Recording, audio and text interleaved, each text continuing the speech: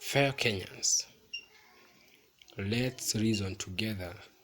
Let's come into a contract of responsibility, ownership, and trust. You get into all concerns of our country. The only song is corruption. Corruption, this and that.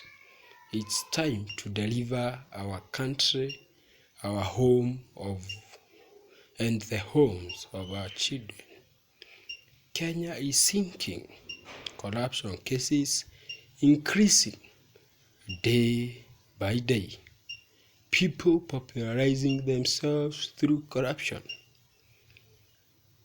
People don't care anymore.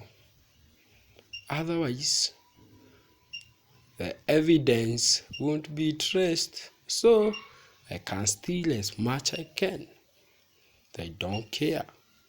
No, we have to change the way we handle this issue of corruption. We have to find a lasting solution to this big snake that is swallowing our country. The previous ways are not working, so we can try other ways. This is my view concerning the corruption increasing in our country. 1. Let's shift from end period audit into start period audit.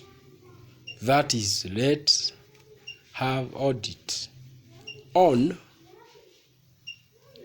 audit in and after issue. What do I mean by this? This is what I mean. All government funds are distributed from one point, yes? Treasury into, that is from treasury into various ministries. Before the funds are released, there should be audit on issue. Before issuing the funds, there should be audit on issue.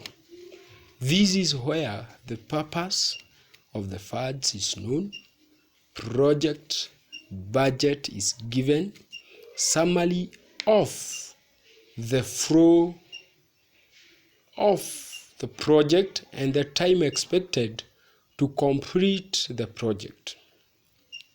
No funds, underline there, no funds should be issued to a bright project that lacks a track of its flow. The completion should be clear at the point of issue of the fund from the treasury. So any fund given from the treasury should be well explained and the project approved by the various approvals.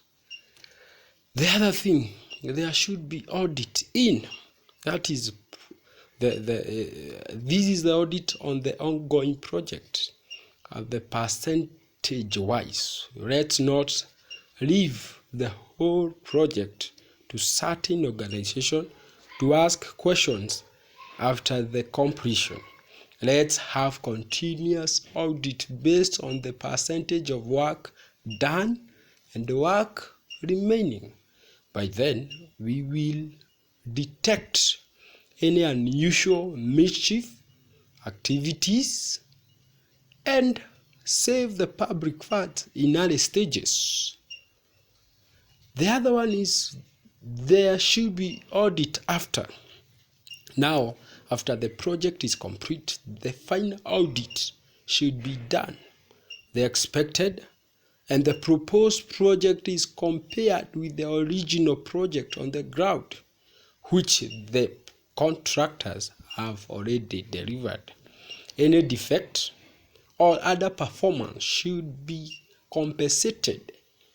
Any misappropriation recorded and measures taken severely.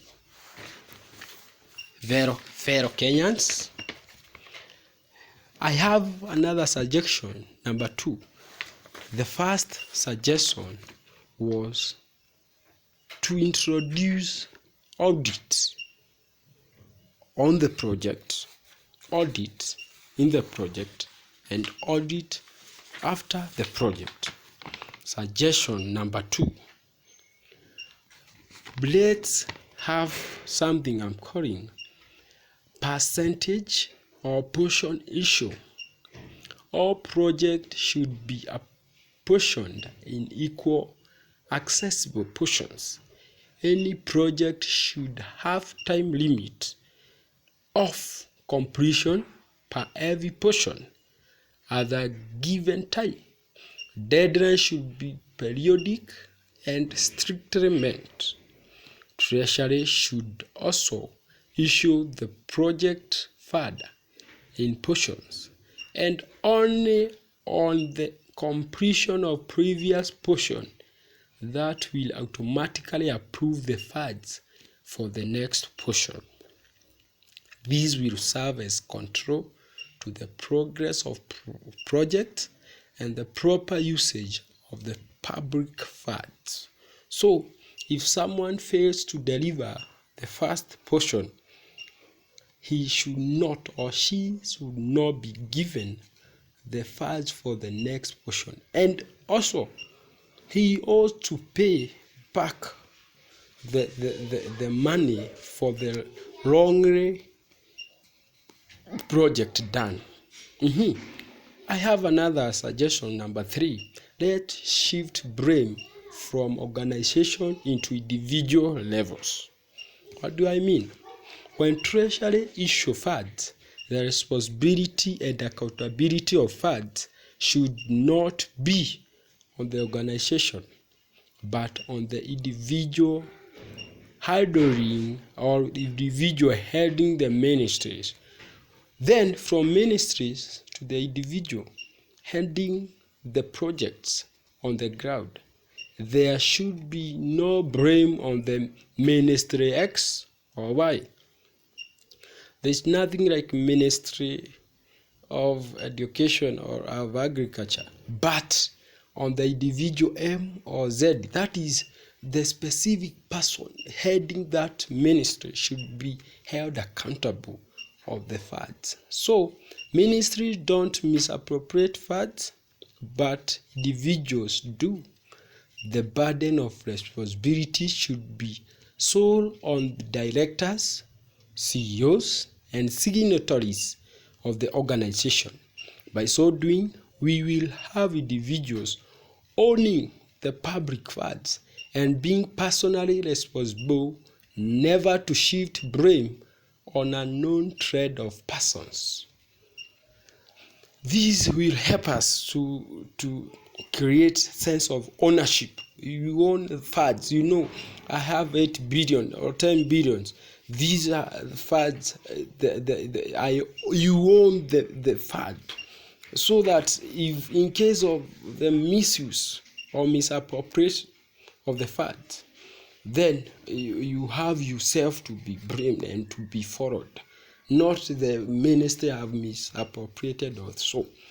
I have another number 4. How we recover of loss of fund.